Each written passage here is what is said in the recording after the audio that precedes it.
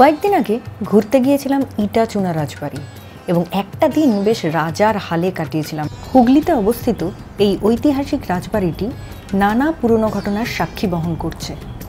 আমরা পৌঁছতেই ওখানে তারা তাদের অতিথিকে সাদরে বরণ করে নিলেন, আর তার সাথে ছিল ওয়েলকাম ড্রিঙ্কস। আর এই হলো তাদের প্রোটোকলস, এগুলো কিন্তু মেনে চলতেই হবে। আমরা আমাদের সব রকম ফর্মালিটিস শেষ করে চললাম আমাদের নিজেদের ঘরের দিকে।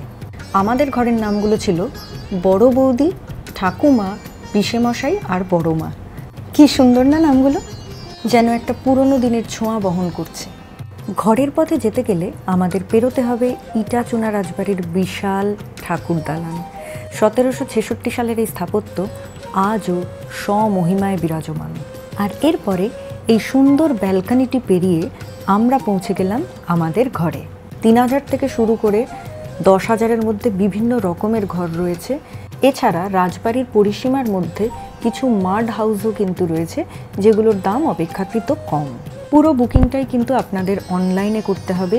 আর এই ছিল আমাদের ঘর, নানা রকমের পুরনো দিনের আসবাব দিয়ে সুন্দর করে সাজানো। তাই ঘরে ঢুকেই এই সুন্দর মুহূর্তগুলো আমরা ফ্রেমবন্দি করতে থাকলাম। একটা মুহূর্ত মিস করা যাবে না। তারপর চললাম লাঞ্চে, সেই রাজকীয় ভোজের উদ্দেশ্যে।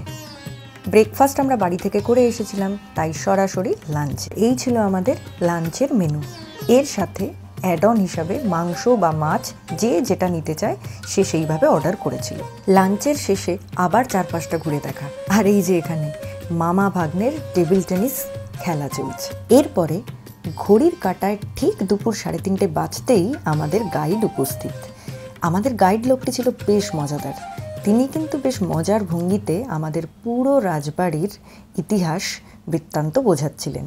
কথায় কথায় উঠে এলো এই রাজবাড়িতে নাকি ভূত আছে। ভূত বাবাজিকে দেখা না গেলেও তাকে কিন্তু ফিল করা যায়, সেই গল্পও আমাদের উনি শোনালেন।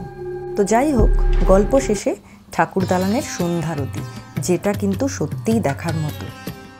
আর এই সন্ধ্যের আলোতে পুরো রাজবাড়িটি যেন এক নতুন রূপ ধারণ করেছিল।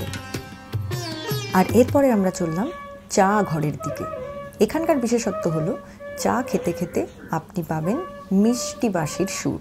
বাঁশুড়িয়া লোকটি তার বাঁশির সুরে অনেক পুরনো দিনের গানের সুর তুলছিলেন, যা চায়ের আমেজকে আরও দ্বিগুণ বাড়িয়ে দিল। এরপরে আরও কিছুক্ষণ আড্ডার পর সময় অনুযায়ী আমরা চললাম ডিনার টেবিলে।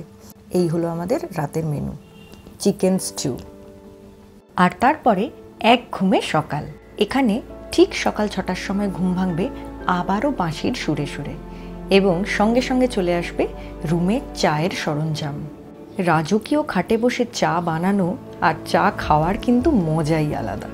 শুভ সার্টিফাই করলো চাটা বেশ ভালোই বানানো হয়েছে। ভোরের রাজবাড়ির পরিবেশটা কিন্তু একদম অন্যরকম এবং ভীষণ মনোরম। তাই ব্যালকনিতে বসে আমি একটু ভৈরবের সুর রেওয়াজ করে নিলাম।